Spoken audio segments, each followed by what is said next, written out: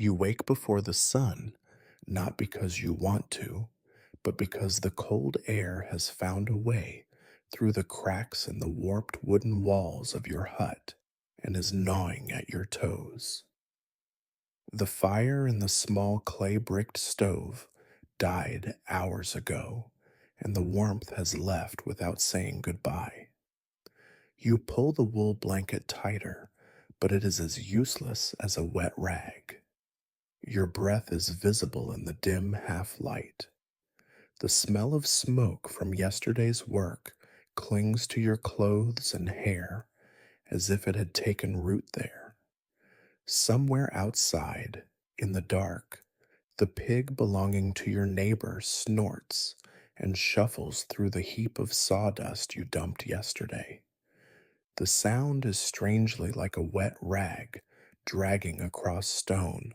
The bed is not really a bed, just a frame nailed together with more faith than skill, stuffed with straw that once pretended to be fresh, but has since learned the smell of mildew. You swing your legs over the side and feel the packed earth floor, still damp from last night's rain. Your boots, stiff and misshapen from years of wear, wait for you like two sullen guards. You force your feet inside them, wincing at the cold and at the small pebble you forgot to remove yesterday. The first thing you do is crouch by the stove, pushing aside the ash to see if perhaps some embers have survived. Of course they have not. You blow anyway, as though your breath could reverse time. It cannot. You add dry twigs, or what you think are dry, until they hiss like angry snakes when they touch the faintest lick of flame from the tinder you coax into life. The smoke curls upward, filling the room before deciding to wander lazily out through the hole in the wall that passes for a chimney. Behind you, a rustle. Your wife sits up, her hair flattened on one side and sticking up on the other, a result of the same hard straw that keeps you both awake half the night. She mumbles something about bread, that the loaf from yesterday is blackened on the bottom because the oven is as temperamental as the village priest after he has been denied a second cup of ale. You nod because the bread will be eaten anyway. There is no choice. Burned bread is still bread, just as a bent board is still a board, at least in the eyes of those who cannot afford better. Stepping outside, you are met by the thin, reluctant light of dawn. The yard is a mess of timber, iron hoops, and half finished barrels leaning like drunkards against the wall of the workshop. The air smells of wet earth, pig dung, and resin. A chicken, apparently confused about its life's purpose, scratches at a pile of wood shavings. Somewhere, a cart creaks over the muddy road, the driver cursing softly at the stubborn mule that refuses to pick up its pace. Inside the workshop, you run your fingers over the tools lined up on the bench. The adze, its handle worn smooth where your hand has gripped it 1,000 times. The draw knife, edges still sharp enough to bite into your skin if you are careless.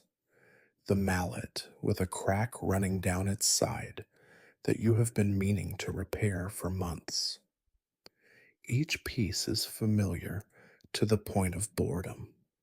You know their weight, their smell, the sound they make when they meet wood. You look at the stack of planks that will one day become barrels. They are not yet staves, just raw boards, each with its own knots, warps, and secrets. They will fight you every step of the way, twisting and bending when they should be straight, splintering when you least expect it. This is the nature of wood.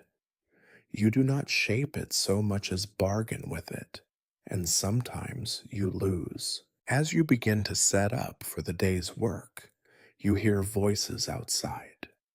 Two neighbors are already arguing about something, probably wood again. One says the oak brought in last week is too green. The other insists it is fine, and that only a lazy craftsman would blame the material. You sigh. It is too early for other people's noise, but in a village like this, silence is a luxury no one can afford. A small gust of wind rattles the loose shutter above your head, sending down a sprinkle of dust and a small spider that lands on your sleeve. You brush it off without thought. The spider is just another inhabitant of your world, as much a part of the workshop as the tools or the boards or the smell of pitch. The day has barely begun, and already you know exactly how it will end, with sore muscles, resin on your hands, and the same tired thoughts running in circles in your head. You take up the adze, its weight familiar, its blade waiting, and begin the first swing. Outside, the sun is only now climbing over the thatched roofs, indifferent to the fact that you have been awake for hours. You will spend the day with the sound of wood being split, shaved, bent, and bound, the soundtrack of a life where each hour bleeds into the next, marked only by the dull ache of work and the smell of sawdust that never leaves your skin. You take the adze in both hands and set the first plank on the low shaving horse. The wood is oak, cut from a tree that outlived your father and could have outlived you if it had not met the axe. It is damp under the surface, stubborn as a mule, and you can feel the water hidden in its veins when the blade bites and the shavings come up heavy and pale. Your arms remember the motion even when your mind does not. Raise, swing, recover. The rhythm is a kind of prayer that no saint would bother to bless. The plank is not yet a stave. It is only the suggestion of a future barrel side, and it argues with you about every detail. You scrape a little here, you thin a little there, you listen with the flat of your palm for the whisper that says enough. The draw knife whispers back with its long, complaining sigh, leaving a smooth track that looks like a river carved through silt. A knot interrupts the flow, and chips fly, mean and sharp, one lodging in your cheek. You do not curse because cursing wastes breath that you will need later.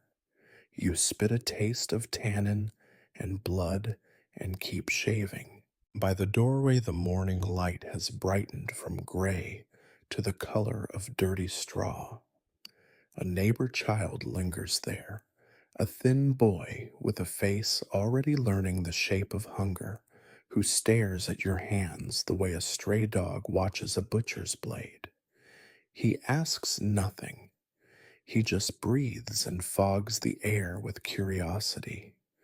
You let him stand, because he is another small fact in the workshop that you cannot change, like the crack in the mallet head or the way the roof drips when the wind comes from the marsh. When the stave finally holds a curve you can trust, you set it aside with its brothers, each a little different, like villagers who swear they are all honest and all know that none of them are. You select another plank, your shoulders complaining like old men denied a bench by the fire. The adze strikes, and the sound is a thud with a bite in it. You fall into the beat. In the beat, there is no time, only the repetition that eats time from the inside. The old Cooper from down the lane shuffles in without knocking. He never knocks. His hearing is so poor that the world might be a silent prayer to him, and he speaks too loudly to remind himself that he is not already a ghost. He tells you that your staves are too proud at the belly, and that the tapers will not close tight unless you scrape them with more patience and less pride. You nod in the manner of a man who would rather swallow a nail than argue. He picks up your mallet, squints at the crack, and says that it will split clean through one day, and that day will be sooner than you wish. He sets it down as if he has given you a blessing. Then he leaves to find other mistakes to adopt as his children. You heat a pot of water on the small brazier at the rear of the workshop. The steam rises in a thin column, smells faintly of iron, and catches the light like a strand of hair. You will need the heat soon, when the staves must bend to the will of the fire and the hoop. For now you work the crows and the sun plane, refining edges that never feel refined, searching for a line that is true enough not to betray you when the barrel stands naked and skeptical under the first hoop. The sound in here is a collection of small tyrannies: the scrape of blade on wood, the dull report of mallet on iron, the faint hiss of the brazier, your breath ragged in your throat, keeping time with the push of your shoulders. In the corner, pitch in a cracked pot waits like a dark thought that will sooner or later have to be faced. You know the smell already, sweet and suffocating, like the kind of kindness that comes with strings. By mid-morning, your hands have turned the color of old bread. Resin lives beneath your nails like a second skin. Splinters lodge along your palms in a pattern that might be a map if only you could read it. You flex your fingers and the joints complain again, but you know the answer to that complaint. Keep moving or grow still and rust. You keep moving. You set the raising ring on the floor, an iron hoop scarred by years of service. The circle looks perfect until you ask it to do something, which is when it shows its small, private cruelties. You choose the truest staves and stand them within the ring, one after another, thin ends down, the bellies swelling outward like men who have made peace with hunger by pretending not to know its name. Each stave leans against the next, the circle closing with the slowness of resignation. You tap the ring with the mallet, cautious, coaxing, not commanding. The wood clicks and settles, and you listen for that improbable, satisfying sigh that says a dozen small errors have agreed to hold each other up. Now comes the dance with heat. You slide the brazier closer and feed it with scrap until the fire mutters to life. You lower the skeleton of the barrel over the brazier and the heat rises into the wood.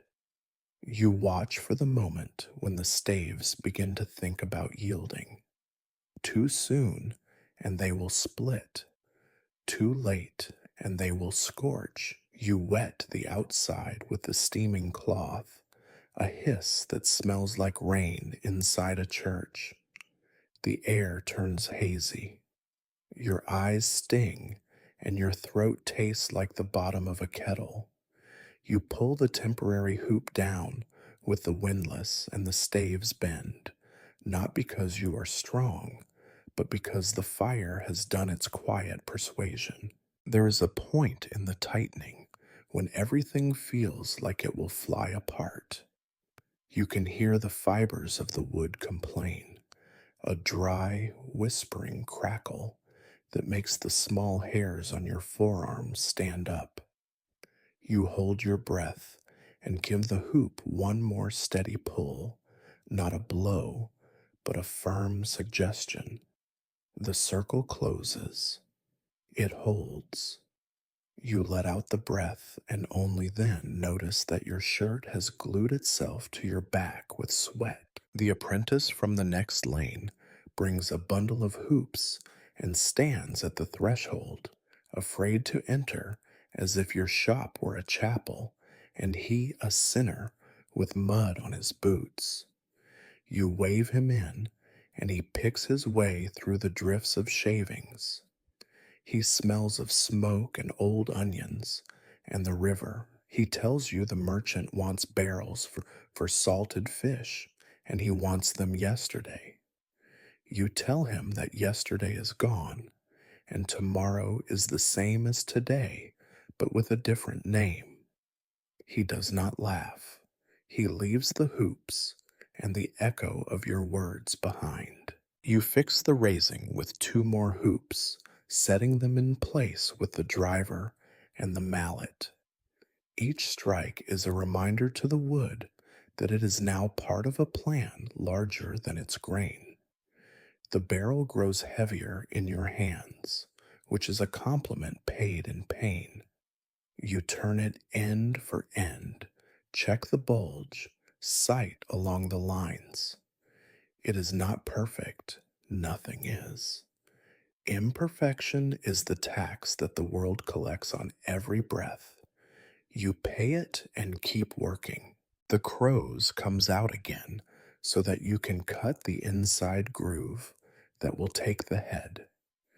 The tool sings a thin note as it turns, a sound like a knife, boasting about its sharpness. The shavings fall in curls, the color of pale honey, and for a heartbeat, the shop smells almost pleasant, almost like the memory of a market day before the rain, before the mud, before the shouting. Then the smell fades, and the pitch pot calls to you with its sweet, dark promise. You warm the pitch until it loosens and shines like a small piece of night.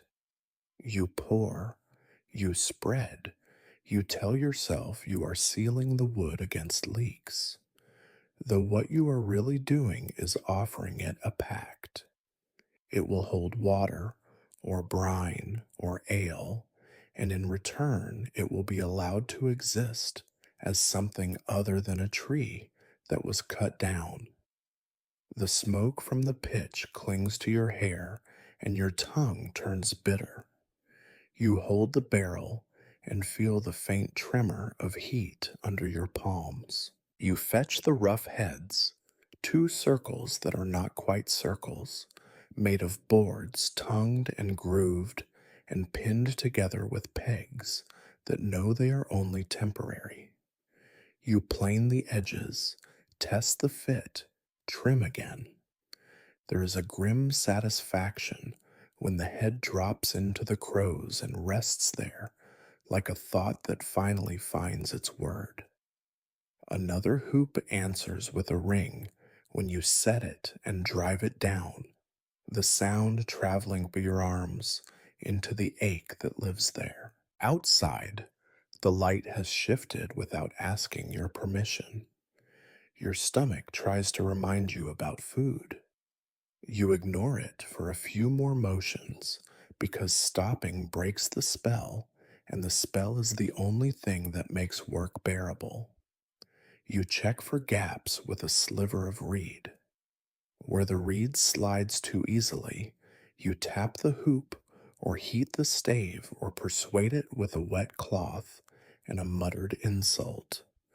The reed is honest. Honesty hurts. You keep at it until the reed begins to lie in your favor. Somewhere down the lane, a cartwheel hits a stone, and a man swears that the devil lives in ruts. The old cooper coughs. The child coughs. You cough. The village coughs like a choir that forgot the melody. You set the barrel upright and study it. It is not handsome. It does not need to be. It needs to hold its shame inside and not leak it onto the floor. Your hands shake a little when you finally step back. The tremor is not fear. It is the way the body announces that it has been used past kindness. You wipe your face with the inside of your sleeve and leave a smear of pitch across your cheek that will follow you into the evening like a bad rumor. There will be more barrels. There will always be more barrels until there are none. And on that day, your hands will not know what to do. For now, you reach for another plank, another future stave with its own arguments and its own surrender waiting inside it. The tools rest in their places, innocent and patient. The brazier sheds a tired glow. The air is heavy with the smell of oak and smoke and effort. You begin again, which is to say, you continue. That is the secret no one bothers to teach. There is no real beginning and no clean end, only the long, indifferent middle where wood remembers it was once a tree, and you try to convince it that being a barrel is a kind of afterlife. You grip the adze, find the angle, and lower it with care that looks like love from a distance and feels like duty up close. The blade bites, the shaving lifts, the day moves forward as if pulled by a rope you cannot see and must never let go. You sit on the unfinished barrel because there is nowhere else to sit that does not also smell of pitch or shavings or both. The barrel rocks slightly under your weight, its balance not yet decided, like a man halfway between standing and falling. In your lap is the midday meal, a bowl of turnip stew that has seen better days, though it is unclear when those better days might have been. The broth is thin, the chunks of vegetable are pale as candle wax, and a greasy film clings to the surface like a reminder that oil exists, though not in generous quantities. You break a piece from the blackened loaf your wife handed you in the morning. The crust is hard enough to mark the palm of your hand. The inside is sour and dense, the sort of bread that forces your teeth to earn their keep. A sliver of something gray floats in the stew, meat, technically, though its species is a question without an answer worth knowing. It might be pork left over from a neighbor's slaughter 2 days ago, or it might be the rabbit you heard screaming last week when the trap snapped shut. You do not ask. You chew, you swallow, you let the heat of it settle somewhere deep enough to pretend that hunger is satisfied. Around you, the workshop is alive with sound. The old cooper down the lane is yelling at his apprentice, though what exactly the boy has done wrong is buried under the constant wheeze of the man's voice.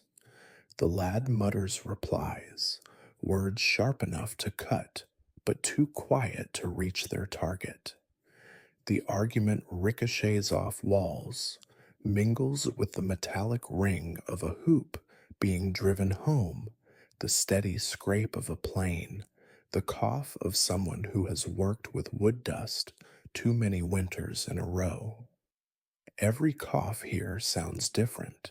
Some are hollow, some are wet, some are quick like the snap of kindling. You have learned to tell them apart without looking. A mule cart rattles past the open doorway. Its wheels splash in a puddle, sending a spray of brown water into the air, some of which lands across your boots. The driver leans sideways and spits without aiming, then growls at the mule as if the animal were personally responsible for the state of the road. The smell that follows is a blend of wet leather, manure, and fish, always fish, because this close to the river, everything eventually smells of it. The merchant from 2 streets over sticks his head into your doorway. He does not step inside, perhaps out of politeness, though more likely because the air here is thick with sawdust and resin. His cheeks are flushed, and his eyes narrow in that way merchants have when they are about to ask for the impossible. He wants to know if the barrels for the salted fish will be ready sooner than you said. You tell him that wood does not grow impatient the way he does, that it has its own calendar, written in rings he will never read. He snorts, mutters something about laziness, and leaves. His boots slap against the mud outside, like the sound of a wet rag wrung dry. You spoon another mouthful of stew and find it is already cooling. Warm food in this season has a short life, and it dies quickly if you do not give it your full attention. As you chew, 2 neighbors pass your doorway in mid argument. One claims the new batch of oak from the mill is green and will warp before winter. The other insists the grain is straight and fine, and that anyone who spoils it should blame his own clumsy hands. They glance in at you as if expecting a verdict. You keep your eyes on the bowl. You have enough arguments of your own without borrowing theirs. The smell inside the shop grows heavier with the hours. Shavings underfoot have begun to rot, or damp has crept in, sending up a sour note that competes with the sweetness of pitch. The brazier smolders nearby, adding its smoky breath to the mix. When the wind shifts, the smell of the pig yard drifts in, mingling with everything else into a bouquet so complex that your nose has given up trying to separate its parts. A fly lands on the rim of your bowl, rubbing its legs together as though congratulating itself on finding such a feast. You wave it away lazily, knowing it will be back. Around here, flies are the only creatures with endless optimism. They return again and again, even when the stew is gone, even when all that is left is a film of grease and the shape of the meal in memory. From the corner, you hear the apprentice from next door dragging something heavy, probably a barrel shell, across the packed dirt. The sound is uneven, the pauses irregular, as if he stops every few steps to curse the weight of it. His master's voice follows, barking instructions that contradict the ones given earlier.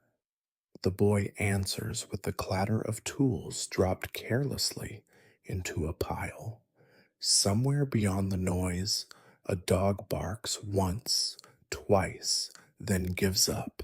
You wipe the last of the bread through what remains of the stew, soaking up the pale liquid. The crust softens just enough to chew without cracking a tooth. You swallow and feel it sit heavy in your gut, a stone that will keep you upright through the next hours of work. The moment the bowl is empty, there is no reason to sit any longer. The barrel beneath you wobbles again, reminding you it still needs to be trued and hooped. Your hands already itch with resin, but they will itch more before the day ends. You set the bowl aside where it will collect dust until you remember to take it home. As you rise, the noise of the workshop closes in again. Mallets strike hoops, planes rasp along grain, Voices rise and fall in the constant tide of complaint and instruction. The air is warm from the brazier, but the warmth does not reach your fingers. You flex them, listening to the soft creak of joints that have been used too much for too long. You glance at the light slanting through the doorway. The sun is just high enough to be cruel, showing every mote of dust in the air, every stain on the floor, every crack in the wood. You step back into the work because there is nothing else to do and nowhere else to be. The stew has gone from your mouth, the bread from your hand, but the taste of the day remains: sawdust, pitch, and the faint, bitter edge of effort. And somewhere, under it all, is the quiet knowledge that this meal, this noise, this stench will greet you again tomorrow, just as faithfully as they did today. The light that tumbles through the doorway has begun to lean, the color of old straw steeped too long in water.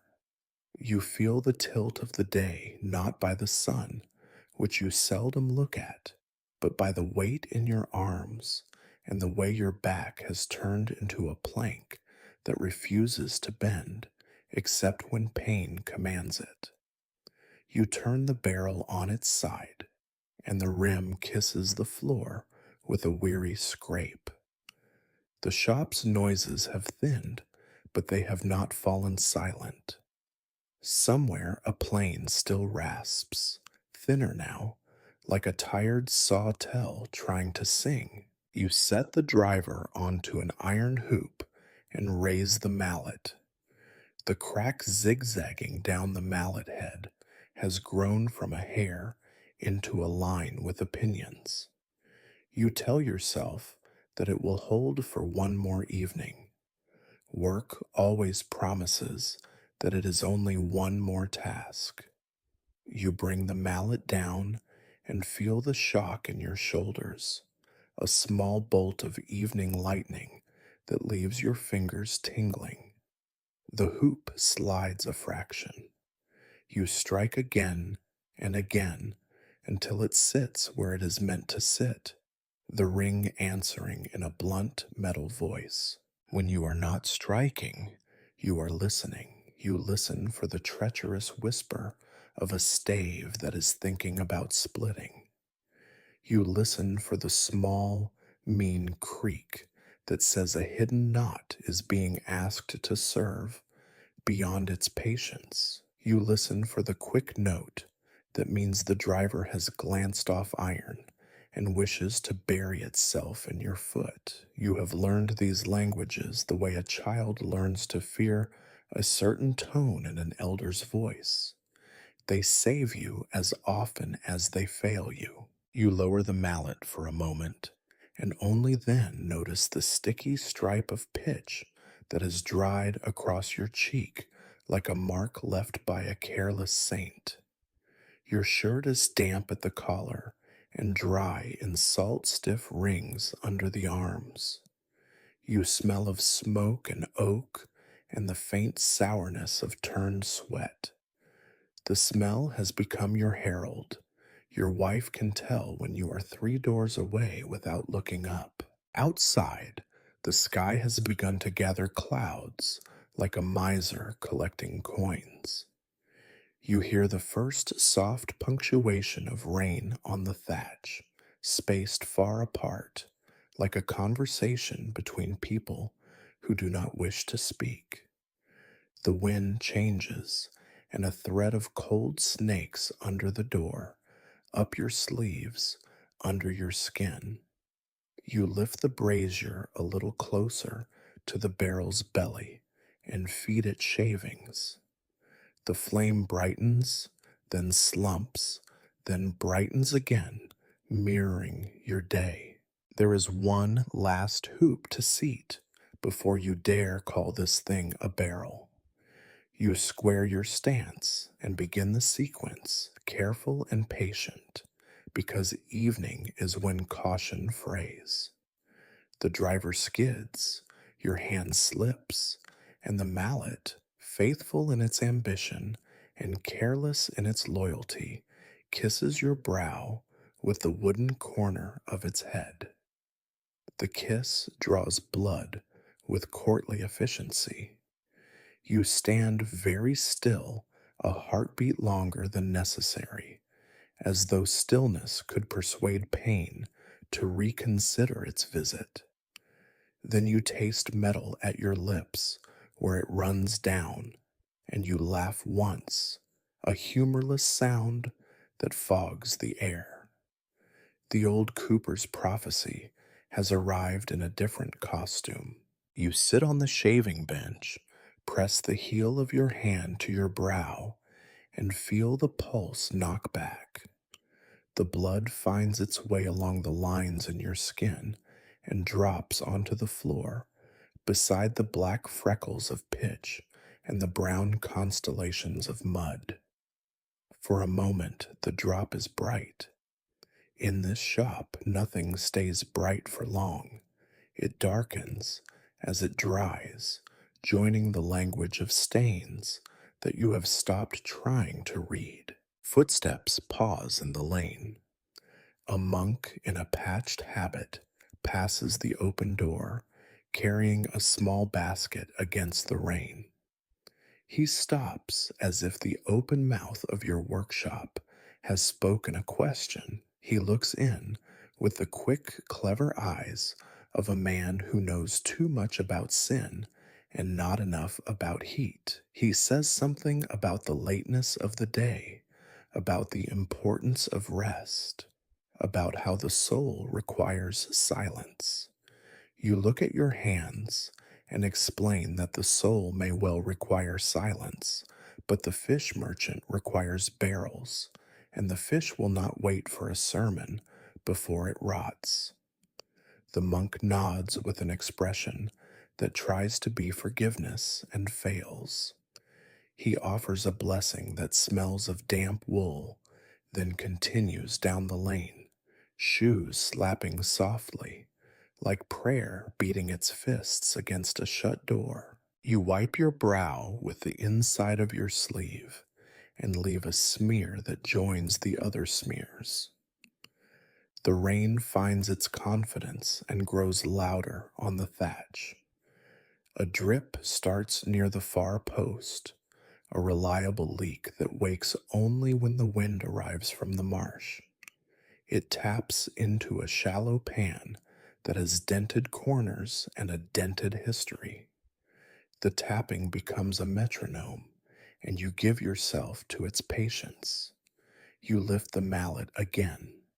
You seat the final hoop, not with triumph, which is a festival that never comes to this village, but with the simple permission to breathe out.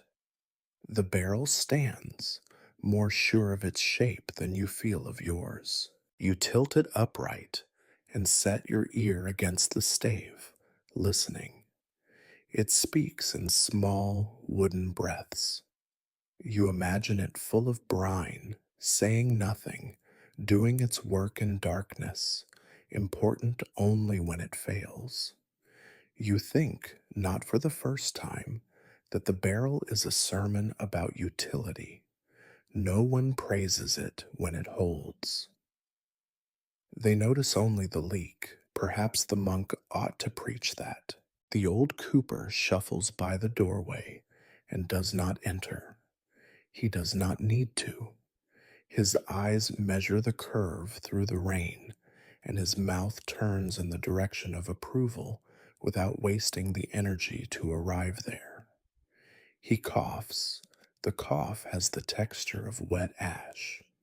He lifts two fingers in a gesture that could be blessing or farewell, then moves on, umbrella of his hood shining with water.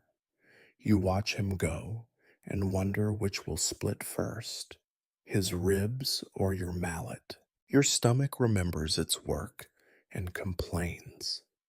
You chew a strip of cold bread you find wrapped in cloth near the bench, the slice you saved without knowing why. It tastes of smoke and patience. You swallow and feel the weight settle like a dull coin dropped into a poor box. Outside, a woman scolds a child for splashing in a puddle. The child answers with a laugh that cuts through the evening like a clean plane stroke. You consider the last tasks, marking the barrel, noting the order, covering the tools so that rust will not find them first thing in the morning, like a thief with a key. Covering tools is the closest you come to tenderness. You lay the adze under its rag. You slide the draw knife into its slit of leather, even though the leather is cracked and would rather be called memory than sheath. You set the driver along the back rail and turn the mallet so the cracked face rests in the shadow as if shame were medicine. The brazier's glow has gone from orange to a tired red. You stir it with a stick and decide to let it die. The shop quiets. The rain does not. It has settled into its work, a steady insistence that bathes the village in a sound like the low mutter of an argument you are not invited to join. You lean against the door frame and look at the lane. In the dying light, the puddles reflect a sky that has not earned the right to call itself beautiful. The air smells of wet earth that has forgotten summer. You try to tally the day, as if the sum would prove something. One barrel nearly finished, one head still to true, one brow bloodied, one shirt spoiled, one mallet nearer its end. A handful of staves prepared for tomorrow, though tomorrow will likely unmake them with a new idea of fit. The merchant will return with his impatience wrapped in words. The apprentice will drag his feet and his future like sacks of damp flour. The old cooper will cough, and you will answer without speaking. The monk will walk past again with a basket that carries the same emptiness as yesterday, which he will call humility, and you will call thin. You think of your wife in the dim room that waits behind the far wall of evening, tending to a pot that pretends to be supper. She will ask if the orders are paid. You will say that some are and some are not. She will ask whether the roof can wait. You will say that everything can wait until it refuses to wait, and then it will fall in a hurry. The two of you will sit on stools that have learned the curve of your bones. You will eat and pretend the meal has changed since yesterday. You will speak about little because little is all you can afford to speak about. For a long breath, you entertain a thought that arrives some evenings like a stray cat. Leave. Leave the village. Follow the river to a town where barrels are stacked like low houses and coin moves faster than coughs. The thought circles your ankles and purrs. Then it shows its ribs. You name the towns you have never seen, and each one refuses you without the courtesy of saying no. Leaving is a craft you have not learned. The river is a road for people with boats and luck. You have wood and stubbornness. You lift the barrel onto the trestle and scratch a mark into the rim that will tell you later which merchant pretends to own it already. The mark is as small as a fly's patience. You step back and let a thin smile hit your mouth, not at pride, but at completion, which is a distant cousin.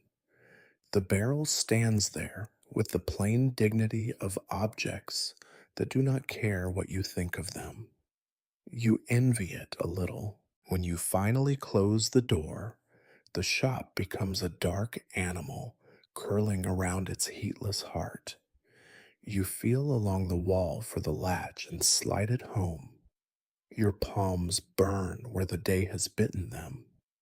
The rain on your shoulders is colder than you expected, as if the sky had crept closer during the last hour. You pull your coat tight, which is like tying a rope around a knot and calling the knot smaller. You start down the lane.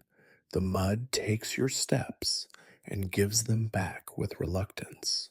Smoke leans from chimneys and is immediately punished by the rain.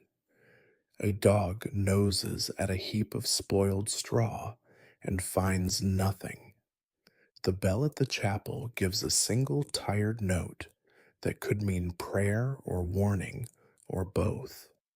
You pass the old cooper's door and hear his cough arguing with the fire. You pass the merchant's yard and smell fish making its quick bargain with rot. You pass the pig, who looks up as if to say that at least her work is honest. You nod to the pig because she is right.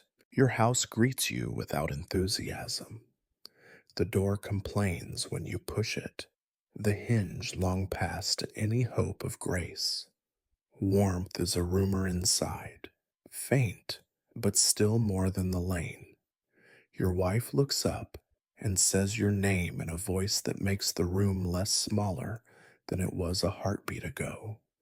You touch the mark on your brow and say that the mallet did the talking today. She clucks her tongue and asks if the mallet won. You say it won on points. The joke lands softly between you, like a loaf too small for the hunger it must feed. You sit, and the stool receives you with the tenderness of old wood that has decided not to break yet. The pot hums on the hearth. The broth tastes of roots that have done their best. You feel the blood dry into a tight line, and you feel the day tighten into the same shape. The room is filled with small sounds, spoon against clay, the fire murmuring to itself, your wife's quiet breath. You let these sounds wash over you like dull water. When you lie down, the straw under the linen remembers every angle you have ever slept at and offers each one back to you as if it were a favor. Your shoulders throb in small waves. Your hands curl without your permission, as if they have been told they will not be needed until morning and have taken the order too literally. Outside, the rain becomes a soft drum. Inside, your thoughts turn the barrel of the day, testing for leaks. They find many. They always do. Sleep arrives without ceremony, a tired clerk closing a ledger that will be opened again at dawn. Before it closes, a last thought floats up like dregs in a cup. Tomorrow will be the same shape as today, and the shape will fit whether you like it or not. You let the ledger shut. In the dark, your breath counts the slow, hooped hours, and the night answers with the kind of quiet that is never truly quiet, only full of everything that does not stop when you do. You lie in the bed you share with your wife, though share is too generous for the way the straw mattress slants toward the middle, funneling you together whether you wish it or not. The wool blanket is thin enough to see light through when morning comes, but thick enough to hold the smell of years. The room is close and sour. The air does not move unless someone opens the door, and no one will until daylight. The straw inside the ticking has worked itself into uneven clumps, the result of years of wait and turning. You can feel the larger lumps through the thin linen sheet, sharp against your hip and shoulder. You shift, but the new position reveals its own set of irritations. A split stalk pressing into your thigh, a pebble that found its way in long ago and has made itself a permanent resident. You think of the bed you lay in as a boy, softer only because your body had not yet learned the exact shape of discomfort. The darkness is not complete. A faint orange glow from the hearth room leaks under the door, not enough to see by, but enough to remind you that the fire is nearly out. The last embers will die before morning, leaving the house to the mercy of the damp. Your wife breathes beside you, softly, rhythmically, like a saw at rest. She smells of wood smoke and the faint onion tang from supper. You are careful not to wake her. Sleep is one of the few mercies that arrives without bargaining. You close your eyes, but the day refuses to release its hold. The weight of the mallet still lives in your hands. Your palms remember the burn of the pitch pot's rim. Behind your eyelids, the shapes of staves line up like men waiting for judgment, each demanding to be chosen first tomorrow. You tell yourself you will think of something else, but the mind wanders back to the same road. You see the merchant's frown. You hear the old cooper's cough. You feel the quick insult of the barrel's rim catching your knuckles. Outside, footsteps squelch in the lane.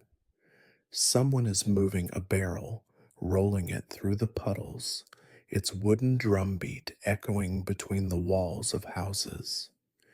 You cannot tell if it is a neighbor finishing a task late or a thief stealing what will be blamed on the wrong man. The sound fades, but it leaves its shape in the air as if the lane will not forget. You doze for a moment and wake with a start, unsure if you heard the scurry of a rat or the sigh of the wind at the shutters. Then something small and warm brushes your cheek, the brush of fur, the quick darting weight of claws. A mouse, bold from hunger, has mistaken your face for a safe path. You swipe at it too late. It has already vanished into the dark corner by the wall. You know it will be back. Mice are like customers. They return whether you are ready or not. The night deepens. The walls seem to press closer. The sound of rain on the thatch has slowed, replaced by the occasional drip from eaves to ground, each drop separated by enough silence to make the waiting worse. Somewhere in the house, a beam creaks under the invisible shift of settling weight. You count the creaks as if they were coins in a purse and find there are too few to buy sleep. Your mind moves backward through the years, not because you want it to, but because night encourages such wandering. You recall your first barrel, the pride of it, the way you could not stop running your hand over the smooth curve of its belly. You recall the first one that failed, splitting along the seam in a slow betrayal that taught you more than success ever had. You think of the years since, each marked not by seasons, but by orders. The summer of fish barrels, the winter of ale casks, the year of salt tubs, when the river froze early and stayed that way until the market emptied. You turn onto your back and stare at the dark, feeling the straw beneath you give way in some places and resist in others. The roof above creaks again, and you think of your wife's question about whether it can wait. You know the answer. Everything waits until it refuses to wait, and then it falls. Sleep comes in fragments. You drift, wake, drift again, each time with the taste of sawdust still in your mouth. In one fragment, you are at the brazier, heating staves that bend and then refuse to bend. In another, you are rolling a barrel down the lane, but the lane stretches longer with each step, the houses leaning inward as if to whisper warnings you cannot hear. When you wake from these dreams, there is no relief, only the sense that you have been working even while lying still. You hear the pig again outside, rooting in the damp pile of shavings you left yesterday. The sound is oddly comforting, a reminder that some creatures work through the night without complaint. The smell drifts in faintly when the wind finds the cracks in the wall. It mingles with the scent of pitch still clinging to your skin, a mixture that feels more like truth than anything spoken aloud. The hours drag. You can tell by the way the darkness shifts from one kind of black to another, by the change in the air from the cool of deep night to the less cool that hints at dawn. Your wife stirs, mutters something in her sleep, then settles again. You envy her ability to sink back under without a fight. When the first gray light seeps through the shutter gaps, you realize you have been awake for most of the night. Your body has rested only in the way a mule rests when tied to a post, standing still but still bearing weight. Your joints ache as if you have walked miles, though you have barely moved. You sit up slowly, careful not to wake her. Your feet find the floor, the dirt cold and uneven. You stretch your back and feel the familiar complaint in every vertebra. The day has not yet begun, but it has already claimed you. You glance at the door, knowing that beyond it lies the workshop, the tools, the staves, the merchant, the cough, the noise, the same air you breathed yesterday. The night has not restored you. It never does.